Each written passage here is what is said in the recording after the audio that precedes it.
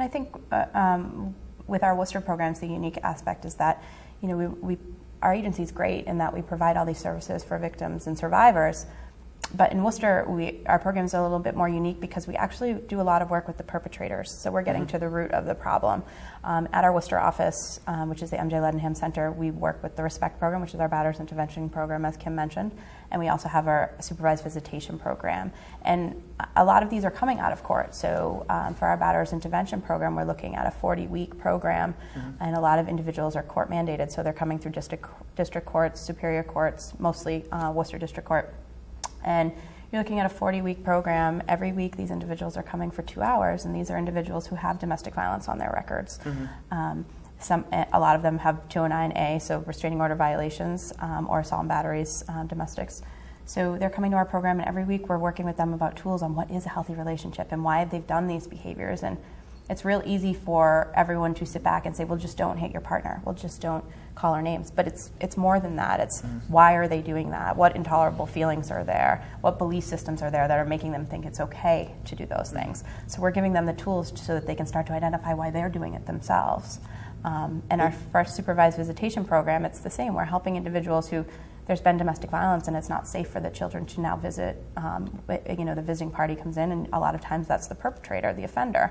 And we make it safe so that the children can have safe visits, and they're monitored and we're supervised. There's always a family support worker sitting in on these visits. And not only are we making sure that it's a safe for the custodial party and for the child and also for the visiting party, but we're also making sure that they're learning parenting skills as well and out of role modeling. Is that part of the goal when you deal with the perpetrators? Is it the hope that there's some mending and that there can be a return to normal where in a case of a family where there are kids, they can be together again, or is that part of the long-range goal? If that's an option, if that's something that's on the table, if it's a family that's really trying, and you have to work with the perpetrators, or else you're never going to, if you don't work with the root of the problem, you're going to continue the cycle. Right. Exactly. Yeah.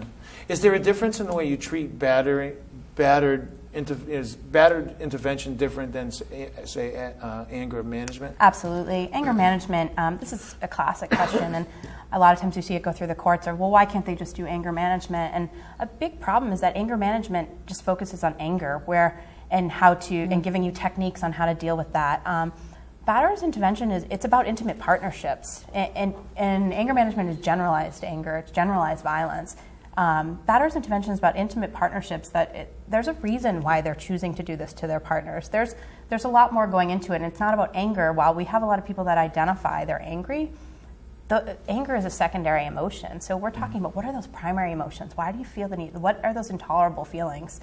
And anger management is a lot shorter in duration. Batterer's intervention, you're looking at a minimum of 40 weeks as determined by the state, the Department of Public Health. It's a certified program through the Department of Public Health, and we're working with these individuals for at least 10 months. And a big part of that is it's longer because these aren't just behaviors and belief systems that have started overnight.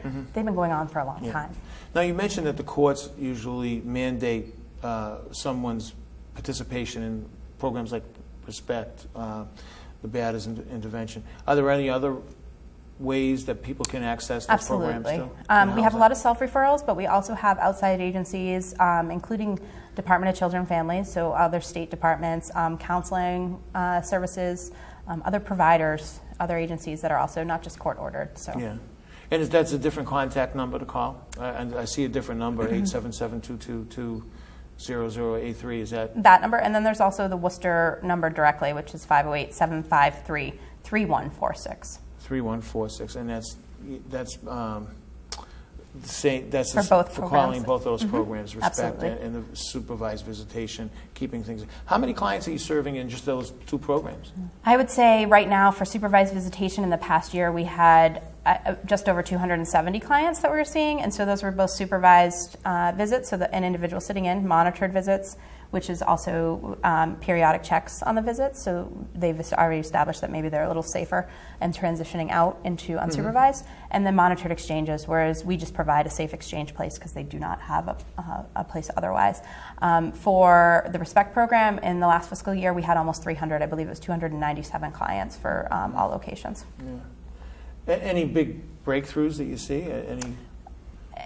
We see them a lot. We see a lot of big breakthroughs, but to me, as not only the director but also a facilitator of group, it's the little breakthroughs that we see week to week of people acknowledging what went on in their families, acknowledging, where it's coming from, that they never thought about that before. They never really thought it had an impact on how they treated their partners or how they treated their children. Didn't realize it. So do you see where they come to that realization? Do you see a change? Do you see...